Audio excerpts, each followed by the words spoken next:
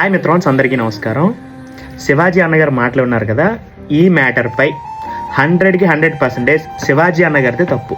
ఎందుకంటే క్లియర్గా వినండి, ఎందుకంటే ఈ రోజుల్లో మంచి చెప్తే ఎవరు వినరు, సజెషన్స్ ఇస్తే ఎవరు తీసుకోరు, వినకపోగా తీసుకోకపోగా మనకి ఎనిమీస్ అయి మనలే తగులుకుంటారు, పెంట చేస్తారు, చాలా ఇబ్బందులు పెడతారు.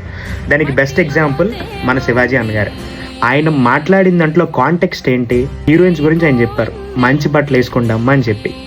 మేబీ ఆయన మాట్లాడే విధానంలో 2-3 తప్పుడు వర్డ్స్ యూస్ చేసి ఉంటారు, తొందరపడి పొరపాటున. దానికి ఆయన అపాలజీ కూడా చెప్పారు.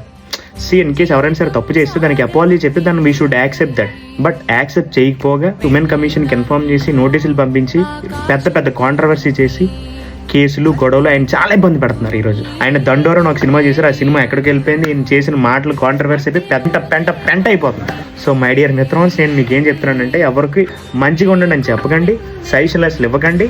ఇస్తే మనం ఇబ్బంది పడాల్సి వస్తుంది. సో ఎవరి లైఫ్ స్టైల్ లీడ్ చేసుకోండి, ప్రశాంతంగా ఉండండి, హ్యాపీగా ఉండండి. సెలవు.